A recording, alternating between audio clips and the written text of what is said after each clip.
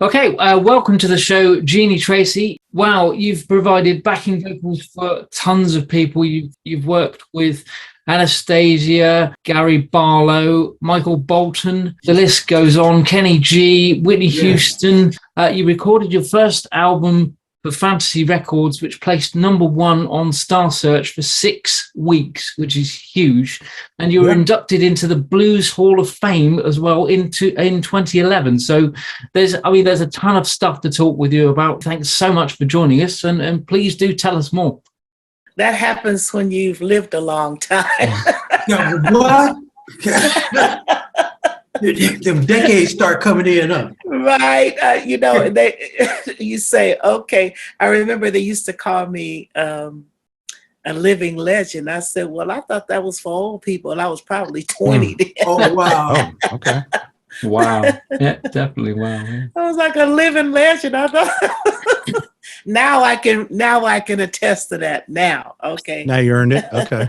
And all them gold and platinum albums all up on the wall. That tell you something too. For sure. Well, that's what you got, because you and I have done a body of work together that exceeds nobody, and so you have the same ones that I have. In fact, I had to look on your bio to see what I had done, because I had forgotten. My God. What? That's not a lie. That is simply the truth, that I had to actually go to your page and see what you've done, because we've done the same body of work.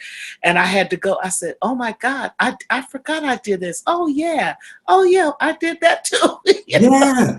Oh wow, Jeanie. That's because we've been knowing each other over 30 years.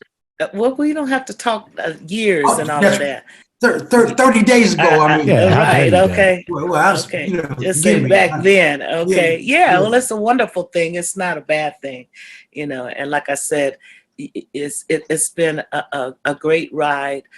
And I told Harvey Fuqua, I don't know if you all are familiar with him, but he was Marvin Gaye's best friend. And they came out to California together, and he became my manager and producer. And, I used to tell him, I'm not a household name, but he used to say, but you're in the kitchen. That way. Okay. Yeah. Right, cooking it up. I love that right there. I love that. Tom, you got a question? Well, yeah, as we've mentioned, you've worked with so many people. There's loads to talk about with regard to the people that you have worked with. How did that all start for you? I mean, where did you work with such great names? Was that just luck, or were you just in the right place at the right time? How was that? How did that journey begin for you? For myself, I always try to make things happen, because luck is not always there. Blessings are there. But I think a lot of times that even with Skyler, I know he can attest to that. You kind of make things happen. I met Narda Michael Walden because I was doing a show once, and Narda was there, and he came up to me and said, oh, it was a great show. Oh my God, your voice. And I said, I'd like to do some background work though. And I said, I've always wanted to do it.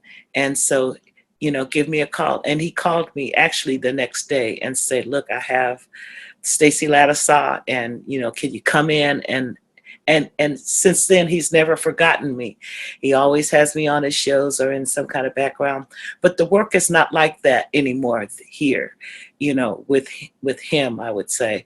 And so it goes to someone else.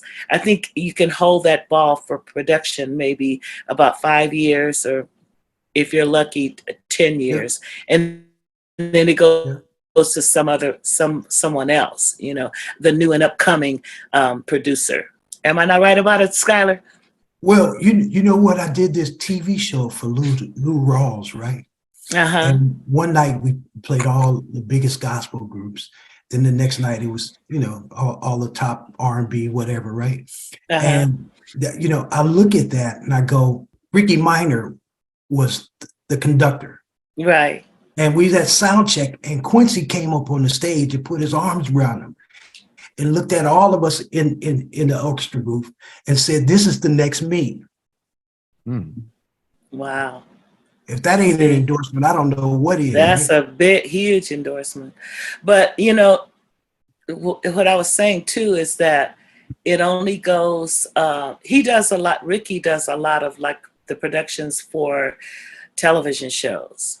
Yeah. But is he like instrumental in doing a lot of, at one time he was like producing people in the studios, and that's what Narda was doing, not so much as television, but in the studios and producing like Whitney Houston and people like that. But it stays in your court, even for Quincy, probably longer than anyone, but it stays in your court for about 5 years, I believe, or 10 years. And then it goes to someone else. Like That's you said, Ricky Minor, from Quincy Jones to Ricky Minor, you know what I mean? So it stays for a while, and you got that time to hone in and get it in if you can, So Narda got his in, At the same time, what we're doing here is so different. Yeah. We don't have to compete with that old way of. No. I don't compete. I just want to work, and I don't know about you, but I always just wanted to work, and I don't mind singing behind someone to enhance somebody else's light. You know what I mean? To make their light shine, and I remember someone saying, "Oh, she's just a background singer." And I said, we're the ones that support them. We're the ones that make them shine, the musicians and the background singers and whoever. We're the ones that make their light shine, And so she's just a background singer. And oh boy, it made me feel just like crap, But the only thing is, a lot of the lead singers can't sing background. That's true. I did a record with Lenny Williams, and he said, "Hey man, here comes the great Skyler Jett." I said, "What are you talking about, man? You the Skyler?" He goes, "No, man, background singing is way hard, Skyler." It is. And when we go in the studio, it's like we connect. We don't have to rehearse. We go in with the blend already. We don't have to rehearse. We just start singing. They tell us what to sing. We singing, and that's it. Lenny, I just did a record. Did you hear the record I did with Lenny Williams? It's just a grown folks record. Yeah. And the funny thing about that is that Lenny said, "Jeanie, you and I should do something, man." And I said, "Okay, I would love to do something with you, Lenny, because I love Lenny's voice. I love Lenny, know." And so he brought me in the studio and with DOA.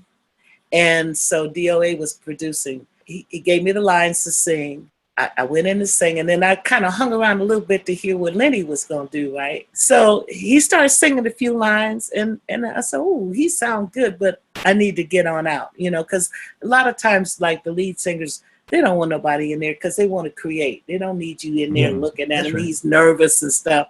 Yeah. And he played the record for me. He said, "Jeanie, the record's out." I said, "I just want you to listen to it." And when I heard it, I was blown away. I said, "Lenny, you didn't tell me you was going to say all that stuff." Oh, no.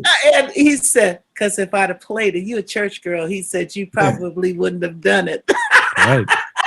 But it's a good record, and it's done, pretty well. And so I would really like to do something else and with him again, because it was fun. Hey, Ryan, you got a question? Well, I mean, I guess on that same note, I was wondering, your song "Can I Come Over and Play with You Tonight"? I was just wondering. I was curious. What did you mean by that? Did you mean like checkers or Monopoly, or I'm just kind of just curious on what that game was. Yeah, all of that. Okay, well, Monopoly. Yeah. Okay. Yeah. Again, Harvey Fuqua. He wanted me to write. And so that was one of the things that I came up with that song. And Marvin Gaye wanted the song.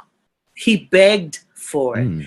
And I was young then, and I didn't really realize that if Marvin did it and made it the hit, because he wanted it on the Sexual Healing album. Oh, wow. And I was so silly. I didn't know any better. I just said, "I need a song," because I felt like it would do really good, and it never got really released. But but he begged me for that song for Sexual Healing. He said, "Tell that girl to give me that song." And I said, "I need a song." I need a song. That was that kind of. But it happens. And live and learn. Yeah. Yeah. You remember Sylvester? There was in the 70s, there was a guy named, Mighty Real. Yeah. You know, before all this stuff, Jeanie was out there doing concerts and stuff like that around him stuff. What project did you first work with my dad on? I mean, I'm curious to know what projects you've been on. Oh God, that's a really hard question. That's 300 years ago. No. Oh my God, I don't remember. For one record that I remember was Diana Ross. That wasn't the first one. Okay. But I remember us doing Diana Ross together. I Will Survive. Yeah. I Will Survive. Okay. Yeah.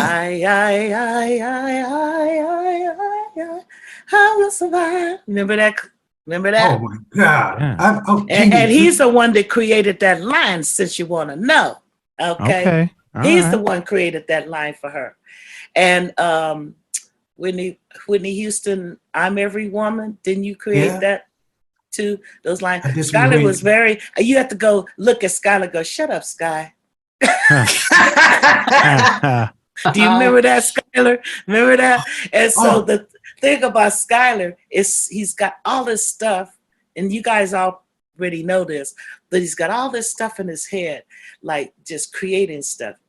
And I have it as well. Like if we're in the studio, we come up with these ideas, and so you'll sing when they say, what did you just say? Oh, I had this idea. And it becomes a part of the record, the most important part of the record. And he's like that. Sometimes we want to just get out there. And Skyler's going, I said, shut up, Scott. We want to get out of there. And Skyler's just continually coming up with these wonderful lines. And we do them, and then he got another one. And I turn around and say, stop reducing.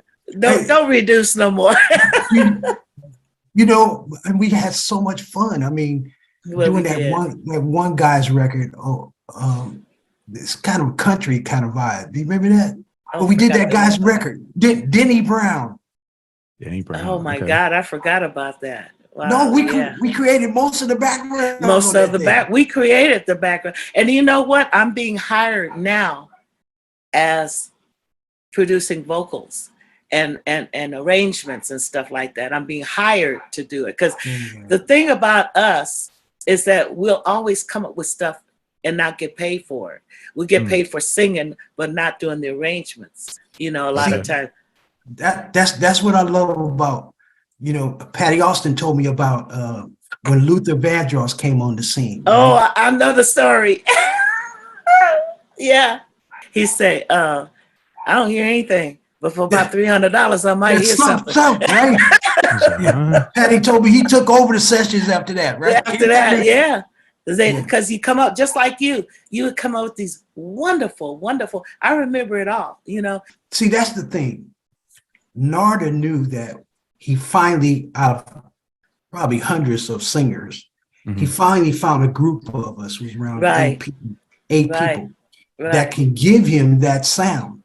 And he felt good about, if I call them, I know it's going to be all right. Right. Yeah, I know they're going to be in tune. I know they're going to show up. Walk in with the blend. Walk in with the blend. Right. And the hit makers. A lot of times we was arranging that stuff. What do you? Right. And Narda allowed us to. He allowed us to. If I be humming something, he's like, "What's that you humming?" Yeah. I said, "Oh, sing it. Well, let's do that." Okay. Sky, what you hear? Sky be humming, and he said, "What's that?" But you know what? I did an interview that was for Narda. There's one for Aretha and one for Whitney, and one for Diana Ross. So I kind of expounded on each one of those people. And so one of the things that I said about Narda is that when he comes in and walks in the room, we're there, ready. Yes. He sits down to the piano, plays what we're going to sing, and then he goes right into the booth and we sing. And we hit. And we hit. And then Narda's a really animated person. He talks fast. He's very animated and very excited. When he comes in, he brings that excitement to the room. I've never seen him upset about anything. I've never. And so what I do appreciate about that. And then I was talking about Diana Ross. And he thinks this is the funniest thing he's ever heard, is that they asked me about Diana Ross. And I said, I was doing a demo, and I really don't do demos, and I hate doing demos. And so I was doing I Will Survive demo for her. And what happened was Narda asked me to take it to church. And I looked at him and said, why? She ain't going. Yeah. Okay. And then I had to realize I'm talking about the queen of pop, you know. I said, what I meant by that, I said, Diana Ross is a great singer to me, a great performer. I said, but what I meant by that is that she's more of a straight ahead singer, pop singer. And I knew that if I took it to church, she wasn't gonna go, she wasn't gonna take it, but she did though. When I heard it back, I said, what did she do? Sleep with it? Sleep with the demo? Because she did every single note. And she even told Narda, she said, who is that lady singing that? He said, that's one of my singers. But she really is a dance artist. She's a global dance artist. And she has her own hits out. And so he did tell her that. That he did. Jeannie, you did so, you know, the demo thing, because the movie License to Kill. I forgot I even did that. James Bond? Wow. I forgot that I was even on that. One of my fans said, I want to interview you because you did License to Kill. I said, I did? Oh my God. And then I had to go look on Wikipedia. That's how you know. But whose name popped up? Mine first. But Jeannie, the day before, I was at Narda's house and I sang the demo for her. You did? Yeah. She sang my whole lead line. It's because I went to his house that night. I came back the next day. The director for the film, the person that's putting the money up, all of them, I had to sing with Narda, which is me and him and the piano, License to Kill. And then I went in and did the demo for that, the lead, and that's what Gladys sang. She sung it too. So you must have sung the hell out of it. Who took it to church? She took it to church. Yeah. Man, but we did many things like that. Now I'm getting another question in, man. Let's quick one then. First of all, what's next for you? What's anything coming up? Any exclusives you can give us? And I'll bundle it in with how do people get in touch with you and see what you're doing? Well, Facebook, JeanieTracy.com, and Facebook, IG, you know, that kind of thing. I just did Mary Wilson from the Supremes. You know, she passed away, and so she had some songs that that she hadn't finished. So Paul Brewer, the producer and a friend of mine, he asked me to do all the vocal arrangements and hire all the people. So I brought Larry Batiste in, Sakai, you know, the group, all the people that you know. I brought all of them in, another girl named Omega Ray and Rhonda Benin. So we just finished. We've been working on it for about 2 years now. And that was a great thing for me to do because they usually choose men to do that kind of thing.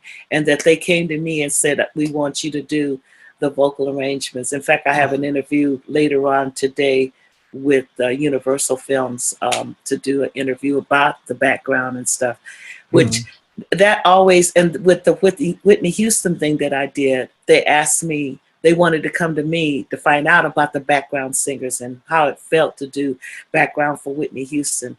And so I'm going to be doing that for Mary today as well. And some things I had to shadow her on. And for the audience out there, shadowing means to sing with someone. And because she's gone now, she couldn't go back in and redo her vocals. So the little flatter, sharp parts, I had to go in and sing with her. And because we have the same resonance, it's you can't hear me, you just hear a really good, strong vocal for her. If people like it, that's all that matters. That's all that matters. I do have a song coming up in the UK with Matt Waterhouse. I don't know if everybody's familiar. He's pretty big out there. And so he's going to put another song of mine out called We Need Love. 2 years ago, he did one of my old songs that's a banger in the pubs out there called Happiness. And it's 132 beats a minute. And so in the club, it's a guy told me the other day that they play it at 150 BPMs. And so it's seriously fast. The kids in the class. and they only want me to come over there to do one song. And I said, I know 2 songs. Can I do 2? Wait, you have to ask them, can you do 2? That's some cold-blooded stuff there. Yeah, I said, you bring me all the way over here to do 1 song. Can I do 2? That's 10 hours. That's a 10-hour flight. Right. Exactly. So when I do the song, so the guy said, Jeanie, just do the 1 song. It's our theme song. And you're not going to understand until you get on stage what the songs means to us.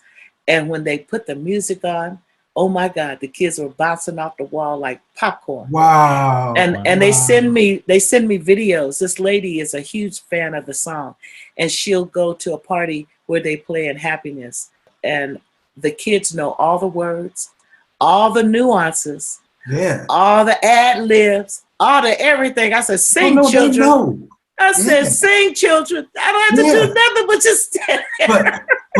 But Jeanie, when you're standing on stage, it's a totally beautiful view to look out there and see people mimicking your performance, right? Yeah. My husband told me once, he went a couple of times with me overseas, and he says, you know, it amazes me that nobody speaks English, but they know all the words to your songs. And I said, it's because when I write, it's like nursery rhymes. And Abel Aguilera told me, one of my producers from Ralphie Rosario, they said, you sing too much. Because you and I come from that school of a verse, a bridge, a chorus. And so that's what we know. Dance music is not like that anymore. No. Dance music is a hook, maybe 4 lines in a verse, but it's really a strong hook. I've heard numerous tracks that I was like, wow, this is the house music queen right here. Like I've heard numerous tracks on house music and stuff. And I just want to let you know, I'm in Texas, so we just want to let you know that Texas misses you. Oh my God, that's where I was born. That's where I have family there. And you're from Houston, right? Okay. Yeah. Well, Jasper, really. Yeah, I was going through the list. I was like, house track, heard it, danced to it, wasn't high. I wasn't high, Mom. Danced to it. I was like, okay, you know what I mean? Like, obviously, I've known your body of work, but I was like, oh, this is like you didn't know me. The disco turned into house music, right? 70s to 80s. Yes, they went from disco, and I do stuff like the BBC will say, disco was dead. When they said disco, that's a disco, and I leaned into the camera. I said, disco didn't die because I'm still working. Oh yeah, that's awesome. Listen, Jeanie, if you're writing, because what we're doing here is music for global change. If you do a dance tune that's social conscious, positive music, let us know. Like happiness, I definitely will. Just that word, happiness on there. Just that word, happiness is positive. Right? Over and over again, happiness. You know how you make me feel. You know how to make it real. You know, when problems in my life, you always make it right. You know, you always take me high. Happiness. Okay. My plan is to throw social conscious festivals. That's what we're going to do, right? Oh, that'd be fabulous. As a team, and bring over people that's doing social conscious music. Great artists. You know, bring yourself over here and you do your tunes, right? Okay, and, I know you got all your tunes up tempo and fun. So all that's I know that's going to work. It's just fantastic to have you on, really, and good luck with everything that you've got coming up. Obviously, want to see more of what you've got coming out. Okay, all right, thank you. Thank you so much. It's been a pleasure talking to all of you, and so thank you for having me on, and thanks for joining I appreciate it. You know, happy good year to everybody. Thank you very much. Thank you so much. And let's live 23 stress free. Music can save the world. Music can save the world. If we all get together, music can save the world. Yeah. Music can save the world. Music can save the world. If we all come together, music can save the world. There's an urgency facing our humanity. Thank you so much for watching. To stay up to date, please click subscribe and hit the bell. You can also join our group on Facebook and find us on LinkedIn and Instagram.